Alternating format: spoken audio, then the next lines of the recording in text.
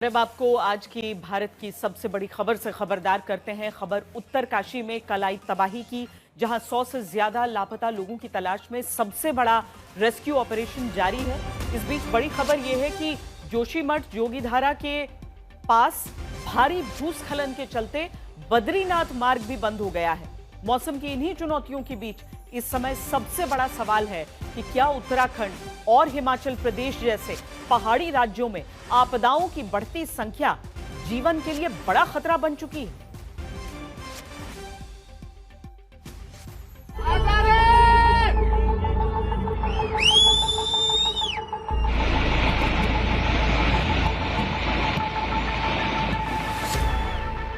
पांच अगस्त वाली तबाही ने एक बार फिर खबरदार किया है।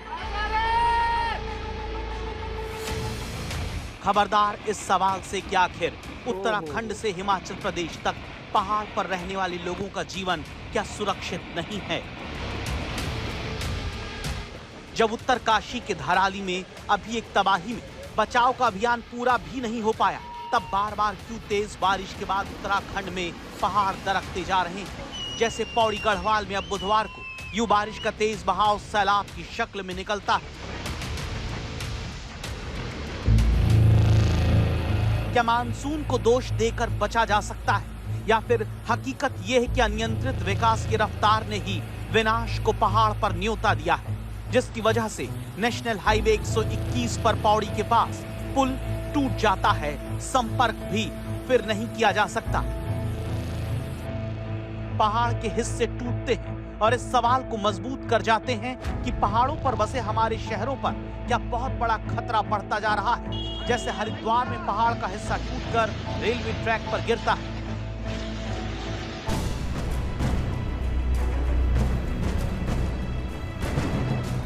हर बार किसी हादसे के बाद राहत और बचाव का काम तेज किया जाता है। मुख्यमंत्रियों का एरियल सर्वे होने लगता है। जैसे इस बार उत्तराखंड के मुख्यमंत्री पुष्कर सिंह धामी करते हुए उस धराली तक पहुंच जाते हैं, जहां दावा है कि 100 से ज्यादा लोग लापता हैं, जिनकी तलाश होनी बाकी है, जिनकी तलाश में सेना, एसडीआरएफ, एनडीआरएफ युद्ध स्तर पर लगे हुए हैं। लेकिन खबरदार करता सवाल तो यह है कि कभी उत्तराखंड तो कभी हिमाचल प्रदेश, आखिर कब तक यूं ही बार बार आफत का पहाड़ आम लोगों की जिंदगी पर टूटता रहेगा। कभी पहाड़ टूटता है, कभी पहाड़ का रास्ता। हर बार नुकसान आम लोगों को उठाना पड़ता है। जैसे चंबा में बारिश के बाद सड़क धंसने से ट्रक खाई में पलट जाता है और सवाल आता है, कुदरत है जिम्मेदार या कुदरत के नाम पर चेहरा कुछ लोग बचा लेते हैं।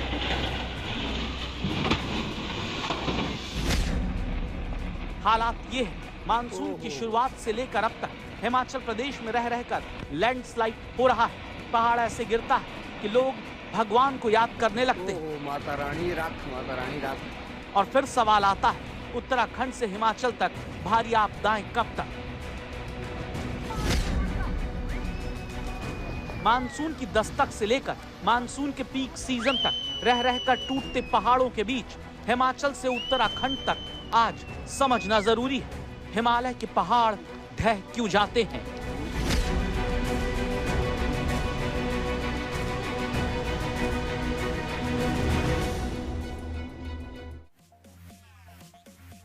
तो इस तबाही का कारण क्या है, इस तबाही के लिए जिम्मेदार कौन है, और साथ ही कौन सी गलतियां हुई हैं और कौन सी गलतियां हो रही हैं जिस वजह से ऐसी तबाही देखने के लिए मिलती है। अब बहुत सारे इसके कारण हैं, वो भी हम आपको समझाते हैं। मॉनसून सीजन ही नहीं बल्कि साल में अब कई बार पहाड़ पर तबाही आ जाती है। एक्सपर्ट बता रहे हैं कि टिहरी डैम, मॉनसून सीजन का कम होना, उत्तराखंड के मैदानी हिस्सों में वनों का घटना आपदा को न्योता देने लगा है। अब वाडिया इंस्टीट्यूट के भूभौतिकी विभाग के पूर्व अध्यक्ष डॉक्टर सुशील कुमार के अनुसार अब मल्टी क्लाउड बर्स्ट की स्थिति है, यानी एक नहीं कई। कल भी दावा किया गया कि 2 क्लाउड बर्स्ट हुए थे, एक धराली गांव और दूसरा सुखी टॉप पर। अब एक्सपर्ट बताते हैं कि टिहरी डैम करीब 32 लाख एकड़ में फैला है, जिसका ऊपरी जल क्षेत्र करीब 52 वर्ग किलोमीटर है। इतनी बड़ी मात्रा में जब जल एक जगह पर इकट्ठा होता है तो बादल बनने की प्रक्रिया जो है वो तेज हो जाती है। कहा जाता है कि मॉनसून के समय ये बादल इस पानी को सह नहीं पाते और फट जाते हैं, यानी क्लाउड बर्स्ट। अब जून से सितंबर तक चलने वाला मॉनसून सीजन अब जुलाई से अगस्त में सिमटता जा रहा है। जो बारिश पहले मान लीजिए 7 दिन में होती थी, अब वो 3 दिन में हो जा रही है। पर्यावरण और मौसम वैज्ञानिकों का कहना है कि उत्तराखंड के 70% से अधिक क्षेत्र में वन है, लेकिन मैदानी क्षेत्र में वन बहुत कम है। ऐसे में मॉनसूनी हवाओं को मैदान में बरसने के लिए अनुकूल वातावरण नहीं मिलता। पर्वतीय इलाके में फिर मॉनसूनी बादल अतिवृष्टि के साथ बरस जाते हैं। पर सवाल यह है कि कल धराली में तबाही कैसे आई? क्या बादल फटने की वजह से, या वजह कुछ और भी हो सकती है?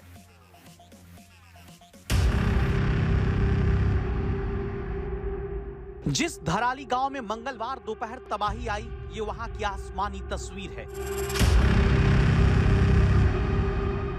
जहां 600 वोटर 800 नागरिक रहते हैं। ये उसी धराली के मिट्टी में धंस जाने की डराती हुई तस्वीर है।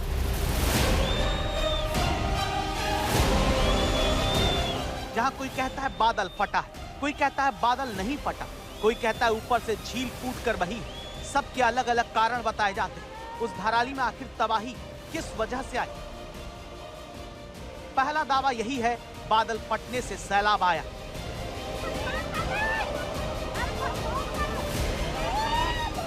धराली में जब मौत का सैलाब आता है, 35 सेकंड में सब कुछ खत्म कर देता है। तस्वीर देखकर जानकार हैरान थे कि ये बादल फटने से हुआ या कुछ और है। घटना स्थल की टोपोग्राफी देखी। ये 14,000 फीट की हिमालय की चोटी है। यहाँ से सैलाब आता दिखा, वो 12,600 फीट की ऊंचाई। सैलाब इस रास्ते से करीब 43 किलोमीटर प्रति घंटे की रफ्तार से धराली गांव से टकराए। मौसम वैज्ञानिक कहते हैं धराली में इतनी बारिश का रिकॉर्ड नहीं कि बादल फटना माना जाए, लेकिन दावा यह भी कि ऊपरी हिस्से में जो बारिश दर्ज हुई है वो बादल फटने की ही आशंका को बल देती है। इसके लिए पहले हमें क्लाउड बस्ट को समझना जरूरी है। क्लाउड बस्ट हम तभी डिफाइन करते हैं जब 1 घंटे में वर्षा जो है वो 10 सेंटीमीटर ज़्यादा एक लिमिटेड एरिया में होती है, तो वो क्लाउड बस्ट का नाम देते हैं। जो डेटा हमारे पास अभी पिछले 24 घंटे का आया है, सुबह 8:30 बजे के अराउंड, उसके हिसाब से उत्तरकाशी डिस्ट्रिक्ट में 13.8 सेंटीमीटर वर्षा जो है पिछले 24 घंटों के दौरान आज सुबह 8:30 बजे रिपोर्ट हुई है। हालांकि इससे जो है एग्जैक्टली कंफर्म करना कि क्लाउड बस्ट इवेंट हुआ है मुश्किल है, लेकिन जिस तरह का क्लाउड सिस्टम बना हुआ था, जो हायर रीचर्स थे माउंटेन्स के, वहाँ बहुत इंटेंस क्लाउड सिस्टम था, जिसको देखते उसको कंप्लीटली रूल आउट भी नहीं कर सकते कि हायर रीचर्स पर ऐसा कुछ एक्टिविटी नहीं होगी, लेकिन हमारे पास डेटा कंफर्म करने के लिए भी नहीं। बादल फटने के किंतु परंतु के बीच दूसरा दावा यह किया जाता है कि बादल नहीं फटा बल्कि ऊपर जमा हुई झील फूट पड़ी। तो मंगलवार दोपहर 1:45 बजे के करीब जो मौत के क्रूर पंजे की तरह बहता सैलाब आया, क्या वो ऊपर जमा हुई कोई झील थी? परसों हुई 10 mm, उससे पहले 20 mm, 30 mm, ऐसे बढ़ते बढ़ते बढ़ते सारा पानी अक्यूमुलेट होता गया ना, वो लैंडस्लाइड जो ऊपर हुआ था, तो वो सारा फिर एक साथ लूजन अप होके आया। तो वायनाड में क्या हुआ था साल भर पहले, वायनाड में इसी महीने की बात, जुलाई की बात है, तो वायनाड में 2 दिन लगातार 300 mm बारिश हुई पहाड़ों पे। तो वो जो बारिश थी वो 600 mm अक्यूमुलेट होते होते सॉइल को बहुत उसने पोरस कर दिया। सॉइल क्लेई होती है, सिल्टी होती है, 3 तरह की सॉइल्स होती हैं, तो वो सॉइल उतना पानी अपने अंदर अब्जॉर्ब नहीं कर पाती है, तो वो सब फिर क्रैश करके नीचे आ गया और इतना डैमेज हुआ था। तथ्य ये भी है कि उत्तराखंड में 1260 ग्लेशियर लेक्स यानी झीलें मौजूद हैं। इनमें से कई झीलों को हाई रिस्क झील घोषित किया जा चुका है। एनडीएमए ने ए लेवल यानी उच्च स्तर के खतरे वाली ऐसी 13 झीलों की पहचान की है जो कभी भी ग्लेशियर लेक आउटबर्स्ट फ्लड यानी ग्लॉफ की तबाही का कारण बन सकते हैं। लेकिन जब झील टूटने की बात पर भी शंका है, तब तीसरा दावा यह आता है कि लैंडस्लाइड की वजह से ऊपर पानी का रास्ता रुका और फिर तेज बारिश से रुका हुआ पानी और मलबा सैलाब बनकर फूट पड़ा। हो सकता है कि कई छोटे मोटे लैंडस्लाइड आया होगा, या कोई स्नोफॉल का कोई चंक, ग्लेशियर का चंक उसमें गिर के आया हुआ, हैंगिंग ग्लेशियर का किसका चंक गिर के आया हुआ, उसने जो है कुछ दिन के लिए रिवर को चोक कर दिया, ब्लॉक कर दिया। टेम्परेरी एक बार डैमिंग करना शुरू की उसने, और एक्सेस पानी जो हो गया, जो उसको नहीं कर पाया क्योंकि वैली डीप वैली है यहाँ, तो पानी इसका फैलाव ज़्यादा नहीं होता है, वर्टिकल उसके थिकनेस ज़्यादा होती पानी की, तो वो बाय द वे टूट कभी कभी अपने फोर्स से टूट जाती हो, तो जो टूटा वो तो सब पानी को लेकर के एकदम से आ गए। तो रास्ते में उसके बाद जो पानी का फ्लो था जरा से जो हमारा 2-2.5 किलोमीटर रन था इसका, इतने का 5-6 किलोमीटर रन, उसमें उसको जितना भी मिला सेडिमेंट उसको सबको रूट करके ले आया, क्योंकि वो पानी फैला नहीं, क्योंकि गॉर्ज में तो फोर्स से उसका रहा, तो साइड में जो उसका मिला सब तोड़ फोड़ के ले करके और डायरेक्ट नीचे हिट करके, और जैसे ही वैली खुली तो उससे फैल गया पानी। उत्तराखंड में बादल फटने या तेज बारिश होने पर लैंडस्लाइड की 2 बड़ी वजहें हैं। हिमालय के पहाड़ नए हैं और कमजोर हैं। हिमालय दुनिया की सबसे नई पर्वत श्रृंखला मानी जाती है। ये पृथ्वी की ऊपरी परत यानी क्रस्ट की टेक्टोनिक प्लेटों के टकराव से बना है। इसीलिए हिमालय के पहाड़ों की चट्टानें भुरभुरी और कमजोर मिट्टी की बनी है। बादल फटने पर इन पहाड़ों से मिट्टी पर हाइड्रोस्टैटिक यानी पानी का प्रेशर बढ़ता है। मिट्टी होने के चलते इसकी जमीन पर पकड़ नहीं होती और भारी मात्रा में मिट्टी मलबे के रूप में पानी के साथ निचले इलाकों में पहुंचती है। पेड़ों की जड़ें मिट्टी को बांधे रखने का काम करती हैं। हिमालय के पहाड़ी इलाकों में पेड़ों की कटाई के चलते मिट्टी की चट्टानें ढीली पड़ गई। ऐसे में तेज पानी का फ्लो आसानी से इस मिट्टी को बहा ले जाता है। इसके अलावा उत्तराखंड, हिमाचल के इलाकों में नदियों में पानी कम होने और बांध बनाने के चलते नदियों का रास्ता संकरा हो गया है। ऐसे में बादल फटने पर तेजी से पानी बढ़ता है और नदियों के किनारे छोड़कर बाकी इलाके की मिट्टी और मलबे को भी साथ बहा ले जाता है। उत्तराखंड में इस वक्त बहुत ही प्रतिकूल परिस्थितियां हैं और उन्हीं में बचाव अभियान चल रहा है। सेना, आईटीबीपी, एनडीआरएफ और एसडीआरएफ जैसी एजेंसियों की टीमें धराली, हर्षिल और बाढ़ प्रभावित दूसरे इलाकों में गाद के नीचे दबे लोगों की जान बचाने के लिए जुटी हुई है। भारतीय वायुसेना के विमानों को कल दोपहर से तैयार रखा गया है, लेकिन अब तक आपदाग्रस्त इलाकों में उड़ान भरने में वो असमर्थ हैं।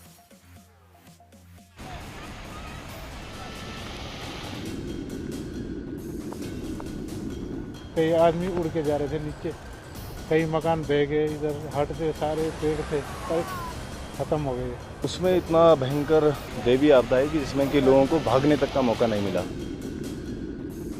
पता ही नहीं चला, एकदम जबरदस्त में आ गई है, आदमी भाग भी नहीं पाया। उत्तरकाशी के धराली में तबाही का असर लोगों के दिलो दिमाग पर छाया है। लोग कुदरत के विनाश की बुरी यादों से निकल नहीं पा रहे। धराली और उसके आसपास तबाही कुछ ऐसी कि यहाँ पर पहुँचना बहुत बड़ी चुनौती से कम नहीं। रास्ते टूटने से राहत और बचाव का काम पूरी रफ्तार से उड़ान नहीं भर पा रहा। हेलीकॉप्टर के जरिए रेस्क्यू ऑपरेशन को अंजाम दिया जा रहा है। राज्य सरकार के साथ केंद्र की एजेंसियां तत्परता से लोगों को बचाने में जुटी।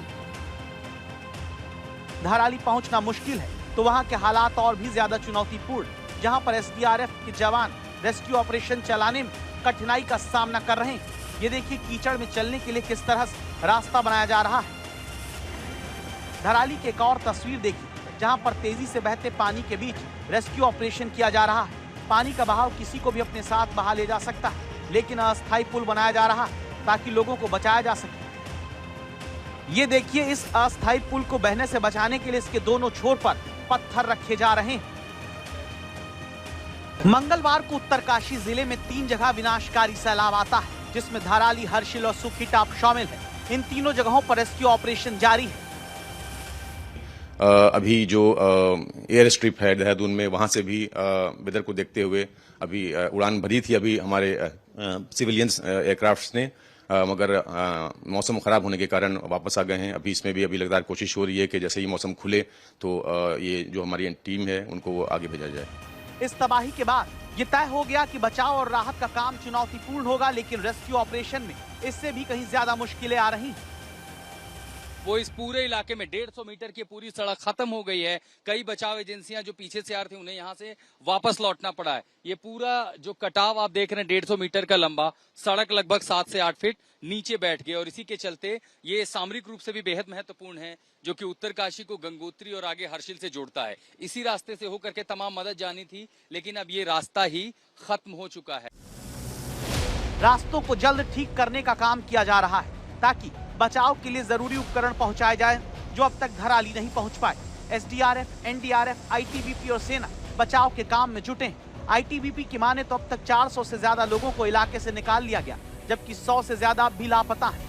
क्यों आपदा के 32 घंटे बाद भी रेस्क्यू ऑपरेशन पूरा नहीं हो पाया, इसकी वजह जानिए। देखिए, ऐसा है कि इनक्लेमेंट वेदर है, इंसेसेंट रेन है, ये आप सब जान रहे हैं। मेन चीज क्या होता है ऐसे में कि रिसोर्स, क्योंकि मान लीजिए आपके पास लोग ज्यादा हैं लेकिन रिसोर्स नहीं है, टूल्स नहीं है, जो जेसीबीज वगैरह नहीं है, तो आपके पास मेन पावर का यूटिलाइजेशन नहीं होगा। ऑप्टिमम यूटिलाइजेशन तभी हो सकता है जबकि मैचिंग अमाउंट में आपके पास रिसोर्स हो।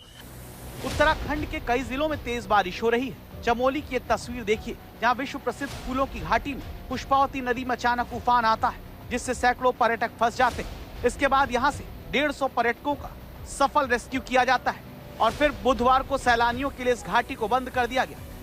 केदारनाथ धाम के पैदल रास्ते पर भी श्रद्धालु फंस जाते हैं। केदारनाथ पैदल यात्रा मार्ग पर तीर्थयात्री भूस्खलन से बाल बाल बचते हैं। इसके बाद केदारनाथ यात्रा को रोक दिया जाता है और एसडीआरएफ 500 लोगों को बचाकर सुरक्षित सोनप्रयाग पहुंचाती है। उत्तराखंड की तरह हिमाचल प्रदेश में भी बादल फटने से तबाही हुई है। किन्नौर जिले में मंगलवार को बादल फटने के बाद किन्नर कैलाश यात्रा स्थगित की गई। यात्रा पर गए 413 श्रद्धालुओं को आईटीबीपी और एनडीआरएफ ने रेस्क्यू किया है।